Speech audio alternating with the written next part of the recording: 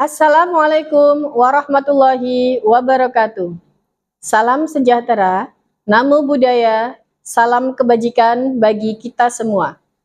Perkenalkan, nama saya Anita Miftahul Maufirah. Saya adalah dosen dari Program Studi Sarjana Terapan Teknologi Rekayasa Elektromedik, jurusan Teknologi Elektromedis, Poltekkes Kemenkes Surabaya. Pada kesempatan kali ini, saya akan menjelaskan salah satu mata kuliah yang saya ampu, yaitu Kalibrasi Peralatan Elektromedik 1. Kalibrasi Peralatan Elektromedik 1 merupakan mata kuliah yang didapat di semester ganjil, yaitu pada semester 5, di mana 2 SKS teori dan 1 SKS praktek. Mata kuliah ini merupakan mata kuliah inti keilmuan di bidang elektromedik.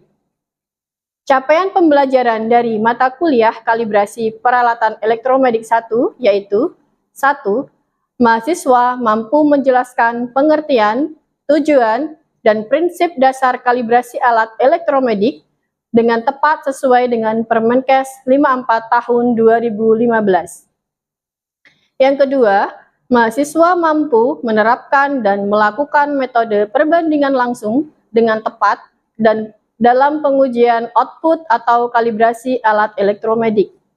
Yang ketiga, mahasiswa mampu menerapkan dan melakukan pengukuran tegangan listrik dengan tepat dalam pengujian keselamatan listrik alat elektromedik. Yang kelima, mahasiswa mampu menerapkan dan melakukan pengukuran arus bocor dengan tepat dalam pengujian keselamatan listrik alat elektromedik. Dan yang keenam, mahasiswa mampu menjelaskan dan menerapkan standar nasional dan standar internasional dengan tepat dalam pengujian alat elektromedik sesuai prosedur pengujian alat elektromedik. Deskripsi mata kuliah Kalibrasi Peralatan Elektromedik 1 adalah salah satu mata kuliah inti keilmuan yang bertujuan untuk memperkenalkan konsep dan teknik dasar kalibrasi peralatan elektromedik. Mata kuliah ini dirancang untuk memberikan pengetahuan dan keterampilan awal yang diperlakukan bagi mahasiswa dalam memahami pentingnya kalibrasi serta bagaimana melakukan kalibrasi pada peralatan elektromedik sederhana. Dengan mengikuti mata kuliah ini, diharapkan mahasiswa mampu mengembangkan keterampilan yang dibutuhkan untuk menjadi teknisi elektromedis yang kompeten dan profesional dalam melakukan kalibrasi serta memastikan keandalan peralatan medis di berbagai fasilitas kesehatan. Sistem pembelajaran di Poltekkes Kemenkes Surabaya menggunakan sistem hybrid. Untuk mata kuliah teori, proses pembelajaran bisa dilakukan secara luring dan daring dengan menggunakan aplikasi seperti Zoom, Google Meet, serta Learning Management System untuk pelaksanaan pembelajaran berbasis e-learning. Selain itu, penggunaan aplikasi Quizzes, Google Form, dan e-learning dilakukan dalam pengumpulan tugas serta ujian daring. Namun, untuk mata kuliah praktek, proses pembelajaran wajib dilakukan secara luring, baik di kelas maupun di luar kelas. Sistem Informasi dan Akademik atau yang disebut dengan SIAKAD Poltekkes Kemenkes Surabaya digunakan dalam proses daftar hadir mahasiswa serta menginputkan nilai mata kuliah. Berbagai inovasi, strategi, dan inovasi metode pembelajaran yang diterapkan diharapkan dapat memberikan manfaat dan meningkatkan hasil belajar mahasiswa, sehingga lulusan dapat memiliki kompetensi yang diharapkan. Metode pembelajaran yang dilakukan terdapat 3 metode. Yang pertama yaitu ceramah. Untuk mengawali materi, saya menjelaskan teori-teori prosedur operasional dalam melaksanaan pengujian dan kalibrasi. Diharapkan mahasiswa akan memperoleh pengetahuan sebelum pelaksanaan praktikum. Yang kedua, demonstrasi dan praktikum. Melakukan proses praktikum pada masing-masing peralatan kalibrasi dengan menerapkan 6 capaian pembelajaran. Mahasiswa juga diberikan kasus-kasus, khususnya dalam penentuan layak pakai atau tidak, agar mahasiswa dapat mengembangkan pola pikir dalam menganalisis suatu masalah. Yang ketiga, diskusi kelompok. Dalam pelaksanaan praktikum, mahasiswa akan dibagi kelompok sehingga dapat berfokus menyelesaikan masalah-masalah pada kelompoknya masing-masing, berdiskusi secara kelompok, dan dapat mempresentasikan di depan kelas. Dalam proses pembelajaran, saya juga menerapkan problem-based learning yang juga digunakan dalam soal-soal uji kompetensi. Mahasiswa akan dilatih mempelajari dan menyelesaikan kasus-kasus yang mungkin terjadi dalam pelaksanaan pengujian dan kalibrasi. Salah satu contoh yang saya berikan adalah algoritma perhitungan ketidakpastian. Dalam melakukan perhitungan ketidakpastian, harus bisa memahami algoritma serta kemungkinan faktor-faktor yang mempengaruhi ketidakpastian, sehingga mahasiswa bisa menganalisis dan menentukan bahwa alat yang dilakukan pengujian dan kalibrasi dinyatakan layak pakai atau tidak.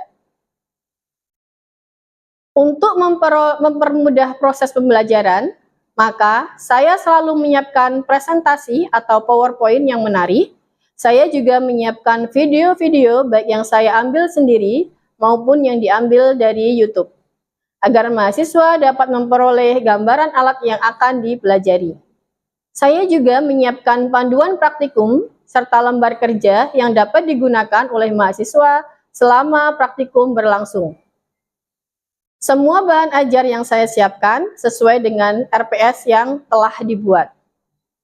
Sistem penilaian hasil belajar pada mata kuliah ini dilakukan dengan pembobotan pada masing-masing unsur, yaitu 10% kehadiran, 20% tugas, yang terdiri dari keaktifan, laporan praktikum, serta presentasi, 30% UTS, dan 40% UAS atau proyek akhir.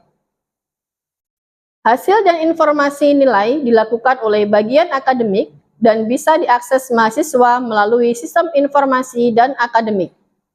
Bagi mahasiswa yang tidak lulus atau memiliki nilai kurang, mahasiswa diberikan kesempatan untuk melakukan perbaikan nilai sebanyak 1 kali. Mahasiswa juga diberi kesempatan umpan kepada dosen pengampu jika terdapat nilai yang tidak sesuai. Dan jika apabila dalam melakukan perbaikan masih belum lulus, maka mahasiswa wajib melakukan perbaikan nilai dengan cara mengulang kembali di semester berikutnya atau mengikuti mata kuliah semester pendek yang dijadwalkan oleh program studi. Selanjutnya, saya akan mempersembahkan video salah satu kegiatan proses pembelajaran praktikum untuk mencapai kompetensi teknisi elektromedis pada materi kalibrasi. Demikian atas perhatiannya, kami sampaikan terima kasih. Wassalamualaikum warahmatullahi wabarakatuh. Assalamualaikum warahmatullahi wabarakatuh. Baik, hari ini adalah pertemuan minggu ke-4 ya dari mata kuliah praktikum kalibrasi. Jadi hari ini kita akan melakukan pengujian keselamatan listrik menggunakan electrical safety analyzer.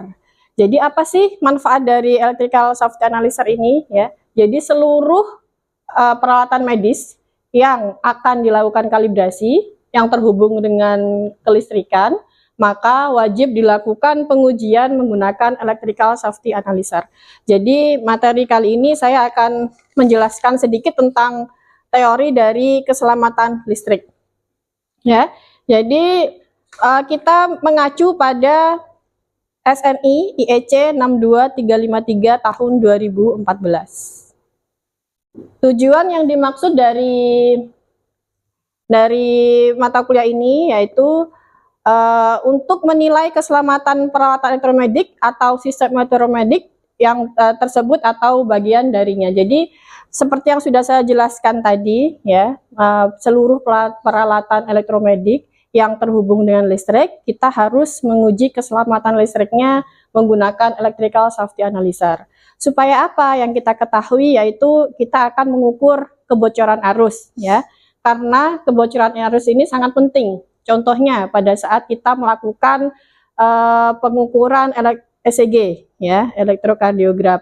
Nah, elektrokardiograf itu kita wajib melakukan pengujian kelistrikannya pada elektrodanya. Takutnya apabila di situ ada kebocoran listrik, ya, yang ditakutkan akan langsung tembus ke jantung, dan itu sangat fatal sekali terhadap pasien. Oleh karena itu, mata kuliah ini sangat penting dipelajari gitu ya, dan saya harap kalian nanti fokus dan bisa mengerjakan pengujian ini dengan baik. Tuh. Selanjutnya, referensi yang kita acu ya dari materi ini adalah IEC 60601. Peralatan listrik medis bagian 1, persyaratan umum untuk keselamatan dasar dan kinerja penting. Kemudian yang kedua adalah Standar Nasional Indonesia SNI, IEC tahun nomor 62353 tahun 2014, ya, tentang peralatan elektromedik, pengujian berkala dan pengujian setelah perbaikan pada peralatan elektromedik 2014. Jadi pada saat kita melakukan kalibrasi, ya, apabila ada peralatan elektromedik yang rusak gitu ya. Kalau misalkan alat itu rusak, walaupun sudah dilakukan kalibrasi, misalkan di tahun 2014, di bulan 6, kita sudah melakukan kalibrasi gitu ya. Nah, ternyata di bulan 7 alat itu rusak gitu. Maka gimana? Wajib dilakukan kalibrasi ulang, dan itu kita acu pada standar SNI IEC 62353.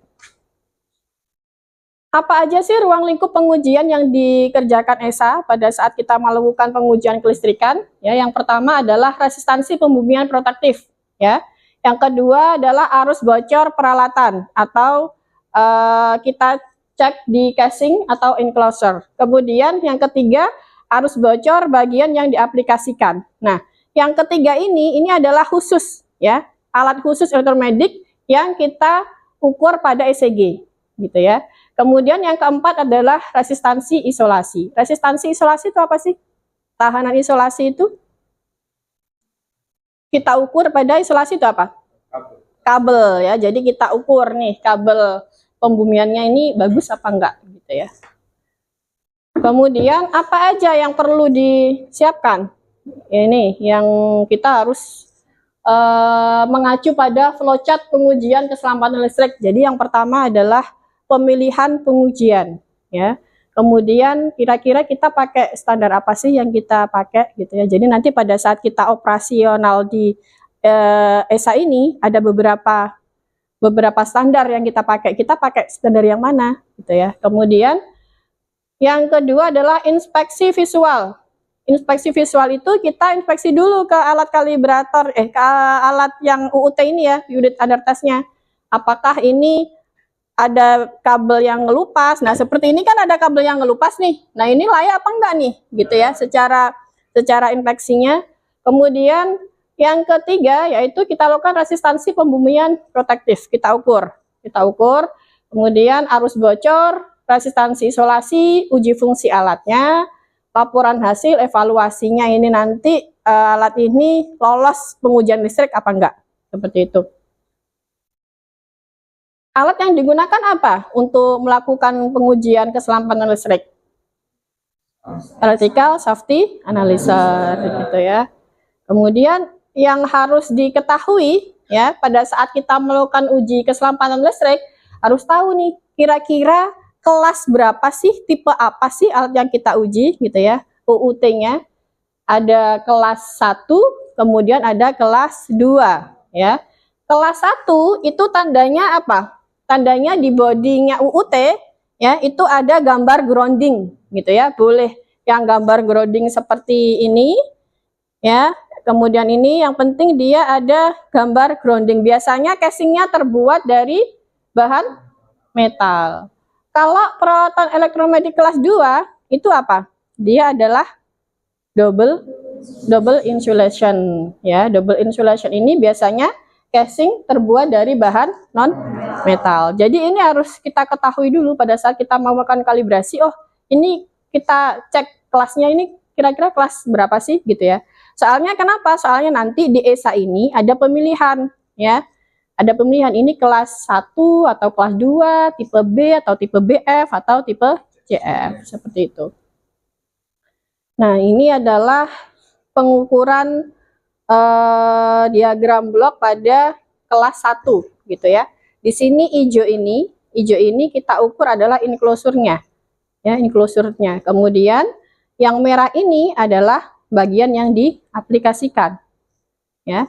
Terus yang 4 ini adalah tahanan pembumian. Jadi ini nanti yang akan kita ukur gitu ya. Nah, ini adalah blok untuk kita ukur kelas 2. Nah, kemudian tipenya tipe apa aja sih? Ada 3 tipe yang harus kalian ketahui ya.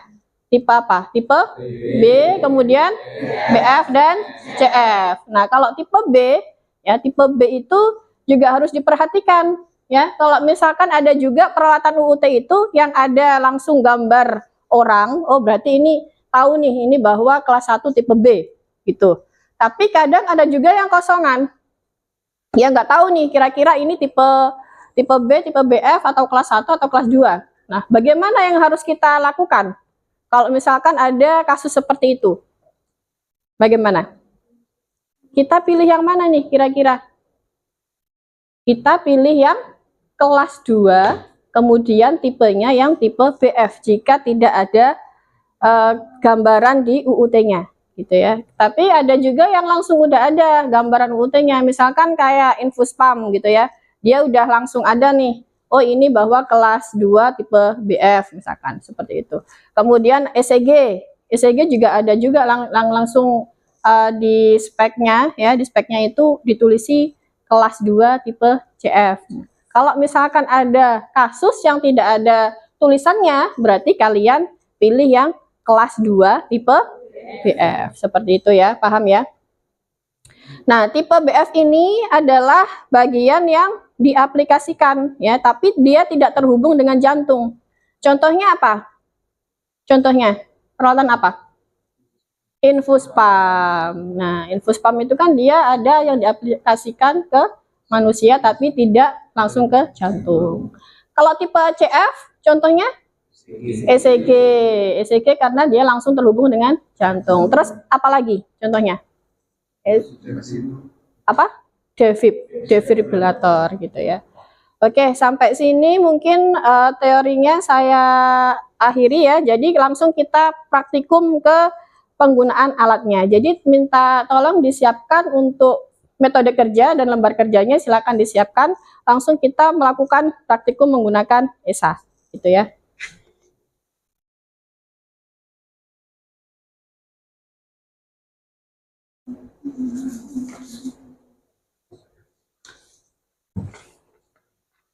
Nah, untuk lembar kerja apakah sudah ada semua?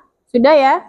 Oke, jadi silakan dibuka untuk lembar kerjanya. Jadi pada saat kita melakukan pengujian kalibrasi ya, yang harus kita siapkan pertama kali adalah metode kerja dan lembar kerja gitu ya. Nah, untuk kita melakukan uji kelistrikan ini pada materi kali ini kita mencoba untuk melakukan pengujian kelistrikan sentrifuge gitu ya. Oke, jadi pertama yang harus kalian persiapkan ya adalah metode kerja dan lembar kerja. Ya, kemudian kita on-kan untuk electrical safety analyzer-nya.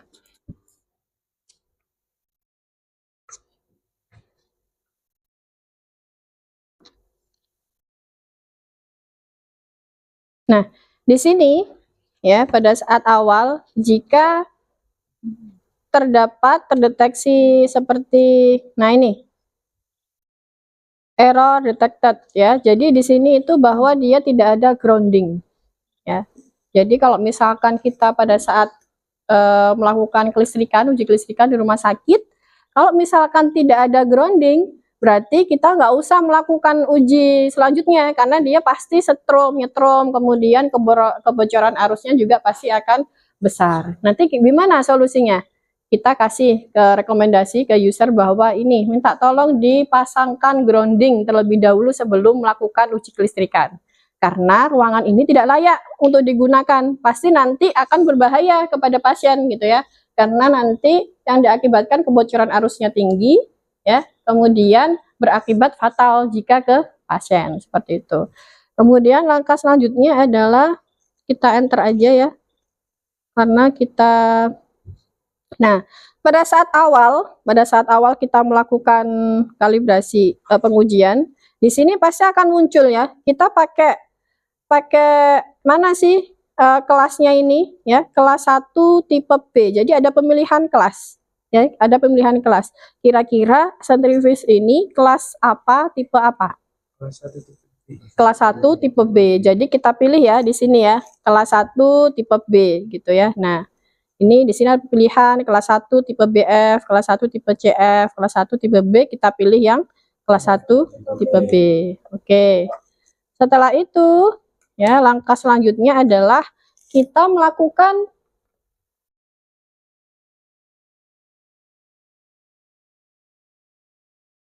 pengecekan tegangan jala-jala listrik. Ya, kita cek tegangan jala-jala listrik dengan menekan tombol ini ya, volt. Nah, di sini nanti ada tulisan L1 earth, L2 earth, L1, L2. Ya, kalau L1 earth berarti apa? Fase dengan ground. Kalau L2 earth berarti 0 sama ground. Kalau L1 dan L2 berarti fase 0 gitu ya. Nanti kalian catat di lembar kerja. Setelah itu, jika kita akan melakukan pengujian kelistrikan pada sentrifuge, yang kita lakukan adalah kabel power ini ya. Kabel power ini kita sambungkan ke electrical safety analyzer ya, kita sambungkan ke ESA. Nah, ini ya. Kemudian apa yang diukur pertama kali? Yang kita ukur adalah resistansi pembumian protektif. Ya, resistansi pembumian protektif. Jadi jangan lupa ini kabelnya kita sambung. Apa sih resistansi pembumian protektif tadi? Kita ukur apa? Groundingnya ya. Nah, jadi kita cari nih. Kita cari di sini mana sambungan alat sentrifuge ini yang ada groundingnya.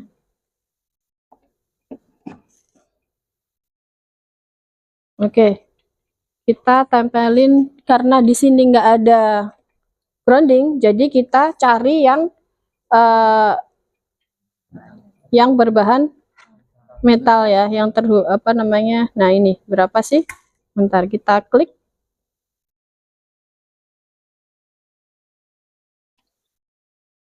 Nah, berapa nih kira-kira?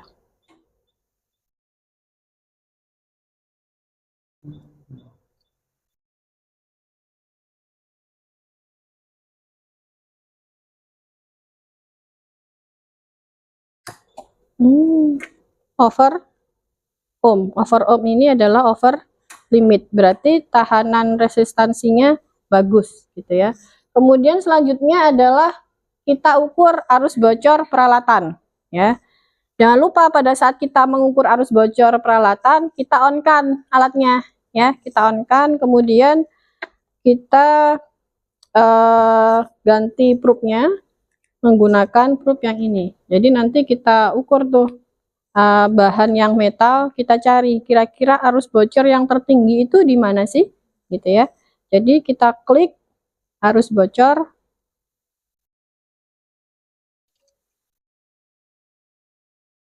Nah, di sini ada pemilihan DUT off, kemudian DUT ref pole ya, kemudian di sini ada no earth. No earth itu maksudnya kalau misalkan dikasih grounding, kalau misalkan di sini ada earth ya, kalau tidak dikasih grounding, nah nanti gimana efeknya di sini gitu ya. Nah, ini misalkan di sini DOT-nya nyala, kemudian memakai tahanan pembumian ya, tanpa grounding ya. Tadi kan kita pilih no earth, berarti tanpa grounding. Ini berapa sih kebocorannya gitu ya. Kita cari di sini. Ini kan 10 mikro, kemudian kita cari yang paling besar di sini ya. Nah, paling tingginya itu berapa? Itu nanti yang kita akan catat di lembar kerja. Gitu. Berapa ini tadi yang kita dapatkan nilainya? 10. Nah, 10 mikroampere. Nah, ini nanti yang kita catat di lembar kerja gitu ya. Selanjutnya apa aja? Apa lagi yang diukur?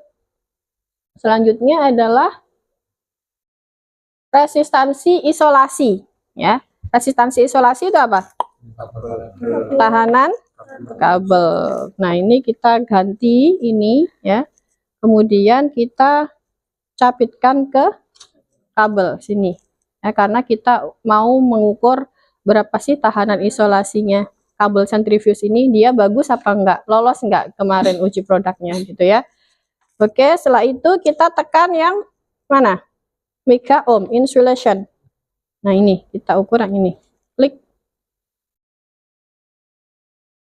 di sini ya.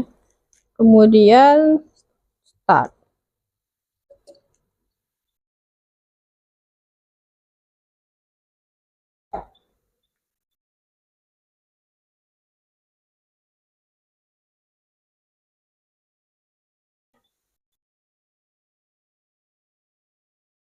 Dia kategori bagus jika nilainya lebih besar dari 2 mega ohm.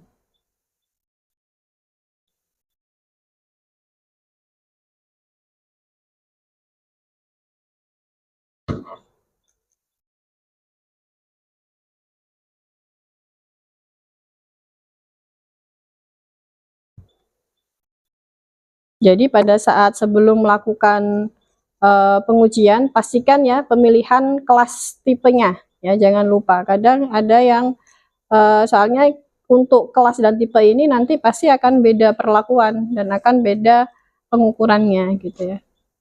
Saat ini kita tunggu. Oke, berapa? 215 mega ohm. Berarti tahanannya bagus gitu ya, karena lebih dari 2 mega ohm. Oke, sampai di sini ada yang ditanyakan? Belum ada? Kalau nggak ada, silahkan langsung dilakukan praktikum ya. Nanti gantian tiap kelompok.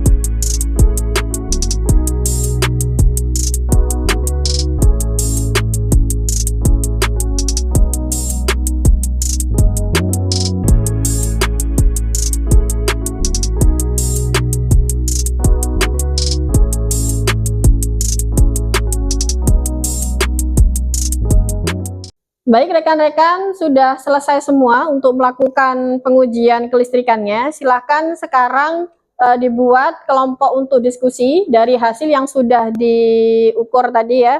Nah, saya kasih waktu 10 menit. Silakan.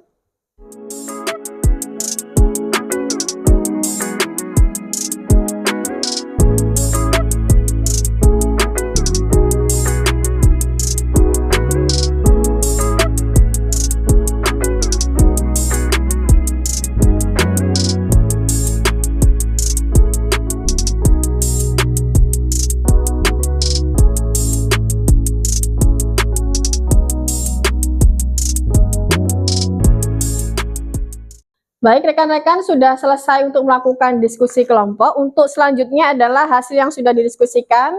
Silahkan dibuat tugas, nanti dibuat laporan ya, nanti dikumpulkan untuk minggu depan. Oke, saya kira sudah cukup materi hari ini. Saya akhiri. Wassalamualaikum warahmatullahi wabarakatuh. Waalaikumsalam.